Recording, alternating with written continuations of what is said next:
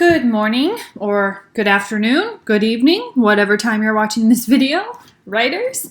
Today we're going to talk a little bit about synthesis in research papers, and specifically synthesis within body paragraphs of your papers. So I want to draw your attention to the scoring guide for paper number 1. So if you want to have that handy, pulled up, or you can just look off my screen here. Paper number 1 scoring guide. First of all, I'll just give you a little bit of a walkthrough of the scoring guide. It's based on the department scoring guide that was posted along with the syllabus in the very beginning of the class. I've just taken the same language and turned it into a chart and then made it specific for what I'm looking for in this first paper.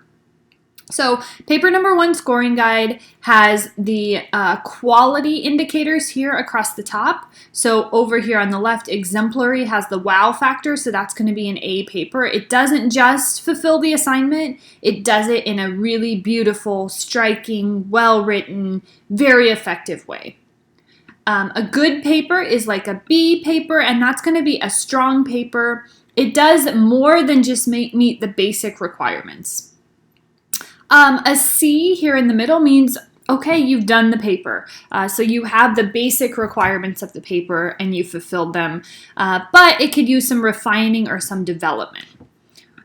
D and F over here are either weak, so it's lacking some important things that really would demonstrate that you have the concepts, or on the F level does not fulfill the assignment. So you're really not doing what the assignment is asking you to do in a couple really big ways. So, and then there's some notes up here. Again, these are straight from the scoring guide about what constitutes an A paper, what constitutes a C paper, what constitutes a D or an F paper. Also at the very bottom here, highlighted in sort of this reddish highlight color, please make sure you submit as a Google Doc rather than a PDF, rather than a Microsoft Word document. The grading system that I use online, it's just much easier. It saves me a couple steps to submit as a Google Doc. Google Classroom is also really Google Doc friendly. So I will be posting a video on how to turn something that's a different type of file into a Google Doc for those of you who are used to typing on Word or another type of program. Also here highlighted in red on the very bottom, of course, a paper that contains plagiarism or patch writing is a 0 paper. I can't give you credit for a paper that's not your own, even if it's sections of the paper. So be really careful with your source citations and make sure you're citing everything that comes from a source, unless it's common knowledge. So there are some different categories that we're looking for: the thesis and the topic choice, a sense of audience and purpose. So it's clear who you're talking to and what you want to happen because of your essay, what you want your audience to do or know. Structure and organization, so how it's all put together, does it flow logically, and is it all linked together?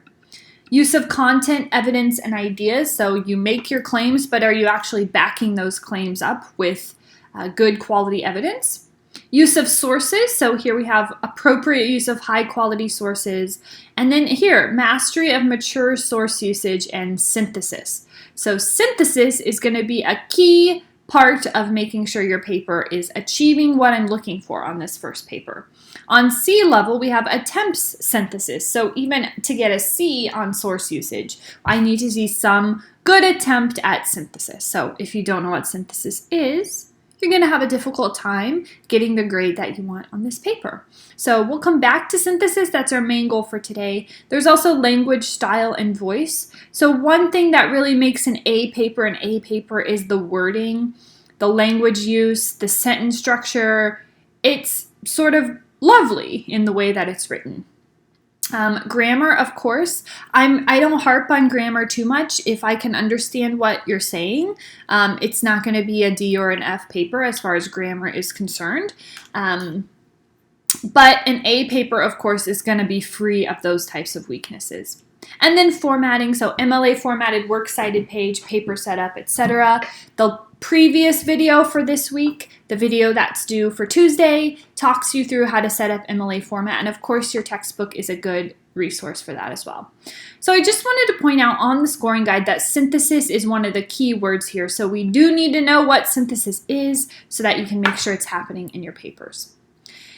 Part of your textbook reading does talk about synthesis. It's a short paragraph followed by 2 examples of effective synthesis and ineffective synthesis. And so on page 341 through 343, please do check out that stuff about synthesis. So the book tells us that synthesis is the combination of summary, paraphrase, and quotation from several sources with your own ideas to support an original conclusion. So it's your final conclusion, but you have sources, multiple types of sources, that help you support that new conclusion. So the sources, in other words, are sort of interacting with each other within your paper. It's a common weakness of beginning writers, beginning academic or college writers, that, one paragraph has one source, the next paragraph has the next source, the next paragraph has the next source, and then we never see those sources again in the paper. What we want is a conversation between sources instead. So I want you to think of your paper like a dinner party. You're having a dinner party to discuss some big idea, immigration. And so you've invited a bunch of experts on immigration to your table, or people who have experienced things related to immigration to your table, to your dinner party. It would be really bizarre if you just said to the person to your left, okay, person number 1, tell me everything you know about immigration. Okay, person number 2, tell me everything you know about immigration. Person number 3, and so on and so forth. That wouldn't be a very organic way of talking. It wouldn't make clear the connections between what everybody is saying and thinking, and how, some other person has evidence to support some other person's idea. Some other person has a personal experience related to somebody's claim. And so what you want is an organic conversation where sources jump in wherever they fit in your overall argument. And so one thing I'm really looking for in this paper, this is important. One thing I'm really looking for in this paper is a couple paragraphs where you have different sources within them and clear links between the ideas or the evidence that those sources are presenting. So I'm going to give you some tools and techniques to get some of that in there. So if I'm looking at a C paper for this paper should have at least one paragraph with a couple sources in it supporting the same main idea. All right? So, in a normal research paper, if you're not doing synthesis, your topic sentence is going to be the claim. Then you're going to pull in evidence. That's going to be sources, examples, personal experience, whatever, to support that claim. And then you're going to do some talking about the evidence. So you've pulled in the statistic, but what does the statistic mean? How should we interpret it? What conclusion should it lead to? And then, of course, at the end of your paragraph, you're going to wrap it all up and tie it back to the thesis. In other words, how does all this stuff I just said in this paragraph support that thesis? So a synthesis paper follows this same structure, except you've got your evidence from one source, you talk about that evidence, but then you add another source's evidence or another source's idea within the same paragraph. So after you've explained the first source's evidence, reasoning, you're going to use a transition word that explains how this other piece of evidence also helps to support the claim. And then, just like always, you wrap it up with a tie back to the thesis on the end of the paragraph. So, here's what that might look like. You've got your claim, then you come in with your evidence. Author A writes blah, blah, blah. Author B agrees and writes blah, blah, blah. So this word here, agrees, is going to be the transition that explains how these two sources are linked together, and that's synthesis. So coming up on the next slide, you're going to see a paragraph that includes synthesis, and I'd say it's a pretty effective synthesis paragraph. So I want you to look at the structure of the paragraph to identify claim, evidence, and reasoning elements. There should be a topic sentence with a claim. There should be plenty of evidence. Each source should be introduced so we know what the source is, who the person is. Each source should be explained as well. And then there should be a connection between the sources and the language that you use. Just like at the dinner party, you're mediating the conversation, and you have to do that in your paragraphs as well. So here we go. I also, after we look at the synthesis, we're going to look at the transitional phrases that the writer uses to transition between sources, so we'll get there. Finally, everything in the paragraph is about the same subject, so we're going to take a look at that as well as an example of a good body paragraph for this paper. So you may want to pause at this point to take a second to read through the whole paragraph. And once you've hit play again, you will notice the topic sentence is really probably the second sentence, because in a topic sentence we don't usually use statistics. So this is probably like a transition from the previous paragraph. But here's the main idea of this paragraph. Experts tell us that today's opposition to immigration is expressed almost exclusively in economic terms. So then we have our first piece of evidence, a source. So for example, that's a nice word that tells us here comes a source. Dan Lacey, a workplace consultant, so we have a quote from him. And the MLA citation of the page number that came from.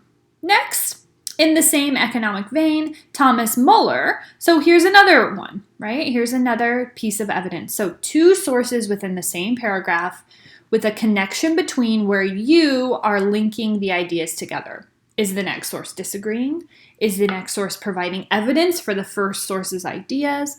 Is the next source a later study that showed something different or more complicated? Is the next source somebody's personal experience that backs up the statistic that came before? So it's your job to create that link between sources. And then on the end, with these two reasons expressly conveyed, so a really nice wrap up, I just gave you two reasons, is what that says. It's easy to see that most objections to immigration now fall under the economic realm. So that links us back to whatever the thesis of this paper would be. I also want you to notice how the sources are introduced. So if this is the first time you're pulling in a source to your paper, you need to give some context for your readers. What is the source? Who is the writer? If the writer has any credibility, if they know what they're talking about, you want to tell your readers what that credibility is. A workplace consultant, business journalist and editor, an economist with the Urban Institute, right? So who are these people, or what is the book that they wrote, or what is the article? A little bit of context for the sources is really helpful. And then, of course, the link in the same economic vein tells your readers how this next source is connected to the previous one. I also want to point out in this one that this paragraph has a really good sense of unity. So the paragraph is about the same concept. So whatever the first topic sentence is, the whole paragraph sticks to that. So some of these here in italics, objections, questions, reasons for opposition, financial burden, widespread concern, these are related phrases that help keep the paragraph unified and help keep your reader focused so that you don't lose them as to what you're talking about. So it's a short paragraph. In a good paper, a real paper, it would be probably a little bit longer. You would talk about each of these sources a little bit more, but you can really see the basics of synthesis happening in that paragraph. So just to review, synthesis is not just using two or more sources in the paragraph, in the same paragraph. It's not just a series of summaries of different sources, one after the other. It's not really just comparing and contrasting sources, because you can say this person agrees, this person disagrees, but you also need to explain how their ideas relate to your idea. And you want to be really careful, never rely on sources to make your claim for you. Instead, you have to explain how the sources relate to your idea. So you have to come in and mediate that conversation so the reader knows how to interpret the sources, what to make of them, what to get out of them. So instead, you should always make apparent the relationship between those sources rather than just sticking them in. Explain how they work together to create a deeper understanding of your idea, and use those sources to support your own argument. On the next couple slides, I'm going to show you some examples of not very good synthesis, or not really synthesis at all, that you might be tempted to do just to sort of check the box. Okay, I did it. So take a look at each of these and put your critical thinking, critical analysis skills to work and think, okay, how could this be improved, or what makes this not really working? So you'll want to pause here to read the paragraph. And once you've hit play again, we can take a look at this example of synthesis. And you can notice there are two sources. So there's two sources. We've got Adrian Brody, we've got Nicole Kidman, two sources in here. However, there's no real link between the two. So this source ends, there's no explanation of the source, no analysis of the source, and then we just have in his article. Well, but how does this article's idea link to this one? So what we're missing is the good transition that should come here. Something like so-and-so agrees, or so-and-so continues, or so-and-so links that idea to this one that's coming up, right? So we really want that linker, that transition, in order for synthesis to be working well. You'll want to pause again to read this one. And once you've read it, you notice there is a linker, agrees. So we have, some sort of transition. However, I really want to caution you not just to pick agrees if that's not really what's going on. So I love chocolate. Waylon Smithers agrees would mean that Waylon Smithers agrees that Lisa loves chocolate, but he's really saying something completely different. He's not talking about his personal love for chocolate. He's talking about it being a great discovery. So you really want to make sure your transition helps the reader instead of just, okay, I put one in there. Let's move on. I did synthesis. So you have to have a really good awareness of how your sources are conversing with each other, interacting with each other. All right, so at this point, you should have a good idea of what synthesis is and how to get it into your papers. Not every body paragraph needs to include synthesis, but in a good, mature, well-developed research paper, you're gonna see it several times because you will have sources that make similar claims, that disagree with each other, that back each other up in different ways. And you really want to let that conversation happen within your paper, within your body paragraphs. But you have to mediate it. You have to do the work of linking those sources together and then linking those sources to your ideas. So that's what I want to see in a C, B, or A paper for this first paper, and of course for the last one as well. And really every research paper, unless it's like one source paper, every research paper is a synthesis paper because you're pulling together multiple sources to help you form a new idea of your own. So writers, if you have any questions about synthesis or whether you're doing synthesis successfully, I would love to help. Please email me if you do. If you email me with questions about your paper, please ask specific questions like, I tried to do synthesis in paragraph number 3. Can you give me some feedback on it? Rather than just shooting me the whole paper in an email. So that way I know what you're looking for, what kind of feedback would be most helpful to you. All right. I'm available via email all week long, and I'll try to get back to you as soon as possible. Keep working.